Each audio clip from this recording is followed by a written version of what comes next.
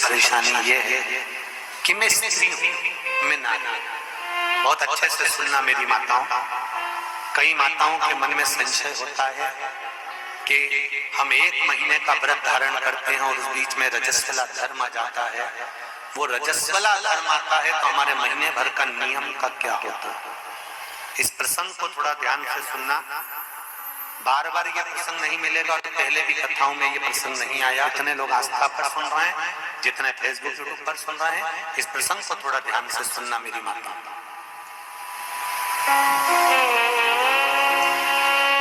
बहू ने अपने ससुर से कहा, पिताजी मैं कार्तिक के महीने के स्नान का नियम तो ले लेती हूँ। मैं कार्तिक के महीने, कोई माता कार्तिक के स्नान का नियम लेती हैं, कोई माघ महीने का स्नान का नियम लेती हैं, कोई चैत्र महीने के स्नान का नियम लेती हैं, कोई फागुन का लेती हैं, कोई बैसाख महीने के स्नान का नियम लेती हैं।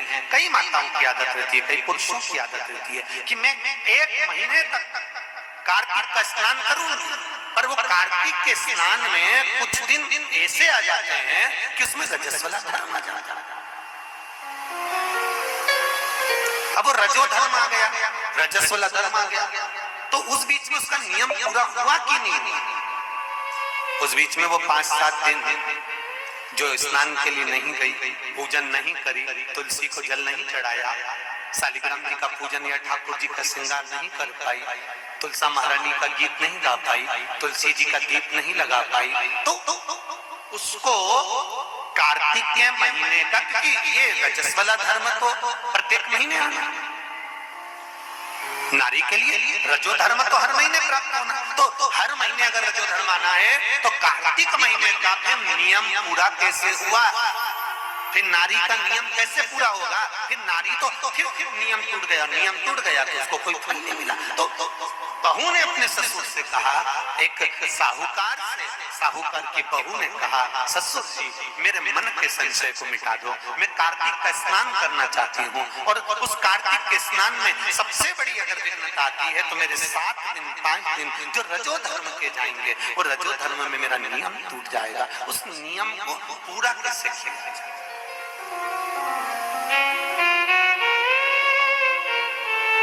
वो नियम पूरा कैसे होगा? कार्तिक के महीने का स्नान करने वाले जरा ध्यान देंगे, चाहे बैसाख स्नान करें, चाहे माघ का स्नान करें, मेरी माताओं का रजो धर्म 7 दिन 1 महीने के अंदर आ ही जाता, और आया तो नियम टूटा। उस नियम को पूर्ण कैसे करा जाए? कहा, साहूकार ने कहा कि बहू मैं इतना विद्वान तो नहीं हूं, ज्ञानी तो नहीं हूं, पर मैं मेरे गुरु से इस बात को स्मरण कर कर आऊंगा। अब बहू को कार्तिक का महीना आ रहा है, कार्तिक के महीने का उसको इंतजार था, वो इंतजार में बैठी है। मात्र कार्तिक आने में 8 दिन बचे। अब देखिएगा जरा आप में और उस बहू में क्या अंतर है। कार्तिक के महीने आने में 8 दिन बचते हैं तो आप पोताई चालू कर देते हो। बोलो सही है कि गलत है? कार्तिक आने में, दिवाली आने में जब 8-15 दिन रहते हैं तब तुम पोताई चालू कर देती हो, सफाई चालू कर देती हो, ये काम चालू कर देती हो, वो काम चालू कर देती हो। सारे काम तुम्हारे कार्तिक का महीना आने के समय पर चालू हो जाता है। और बहू सफाई नहीं पूछ रही, साफ सफाई पर ध्यान दे रही है, पर ऐसा नहीं कि साफ सफाई नहीं कर रही, पर उसका ध्यान वही कार्तिक के महीने के स्नान में लगा हुआ है। आज बहू 8 दिन बचे और बहू का भोजन छूट गया, उसका भोजन नहीं भाई लगा अंदर जाए। किसी चीज को पाने की जब तमन्ना होती है ना तो खाना पीना छूट जाता है। बहू की नींद चली गई, उसको भोजन नहीं भाया, नींद गई, भोजन भाया, बड़ी दुखी। साहूकार को कोई मिला चाहे ना मिला, इस बहू की आंख का अश्रु तुलसी के क्यारे के पास गिर गया, तुलसी के क्यारे के पास गिर गया। तुलसी के क्यारे के पास आंसू गिरा, अश्रु गिरा। एक बात बहुत ध्यान देना, मेरी एक निवेदन करना चाहूंगा इस व्यासपीठ से। शादी की जल्दबाजी में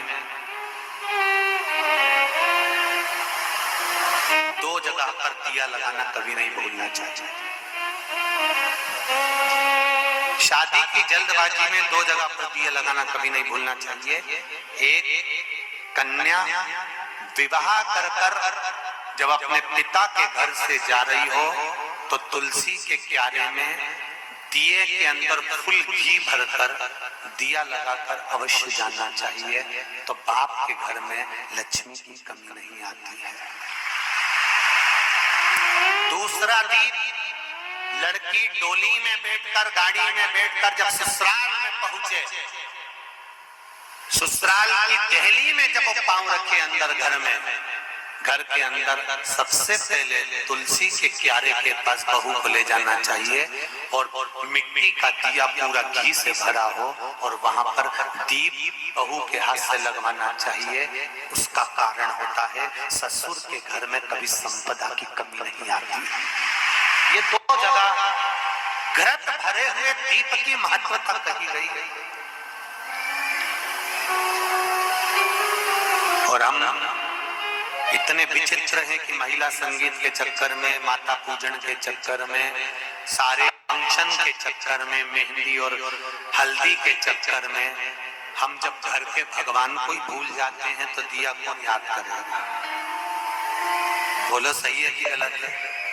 घर के भगवान को भूल जाते हैं महिला संगीत के चक्कर में। हम थोड़ा सा घर के चक्कर में भगवान को भूल जाते हैं कि हमारे यहाँ मेहंदी हो रही है, हमने भगवान को बिठाया मेहंदी में।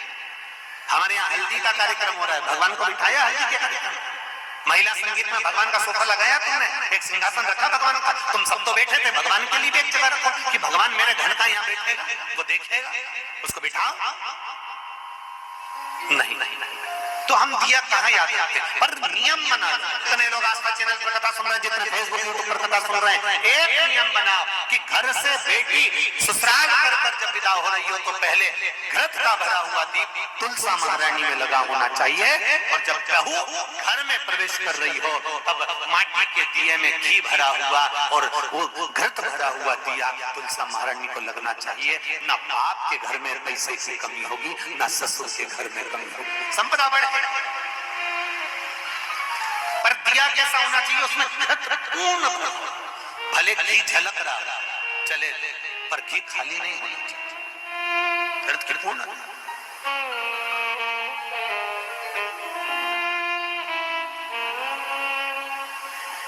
अब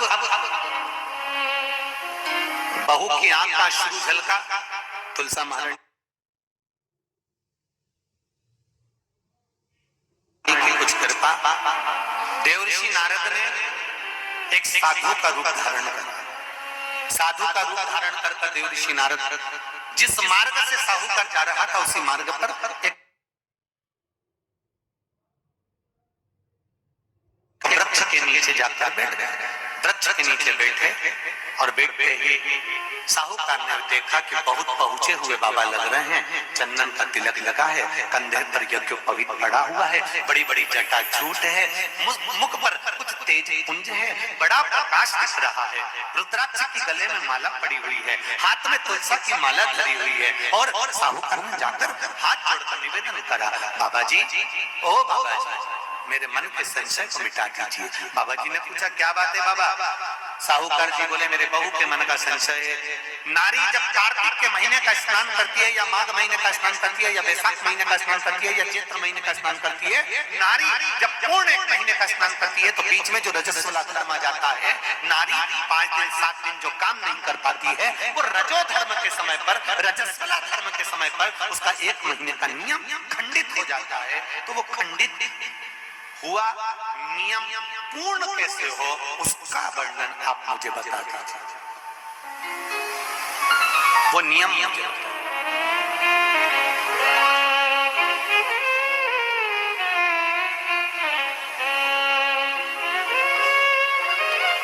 संत के रूप में बैठे हुए देवर्षि नारद श्रीमन नारायण, श्रीमन श्रीमन नारायण। 7 बार देव ऋषि नारद ने नारायण नारायण नारायण नारायण कहा। कहने पर देव ऋषि नारद ने बोला, सुनो साहूकार जी, सुबह के समय पर जब आपकी बहू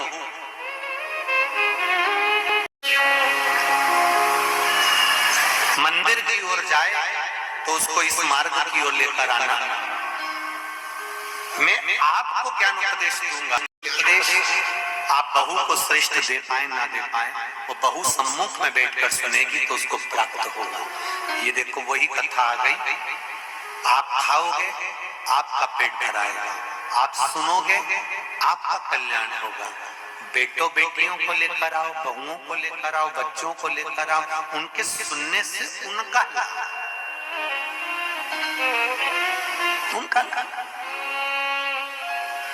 साहूकार घर गए, बहू से कहा, बेटा एक संत अपने गांव में आए हुए हैं और वृक्ष के नीचे बैठे हुए हैं, चलो आप चलकर उनसे अपने प्रश्न को कर लो।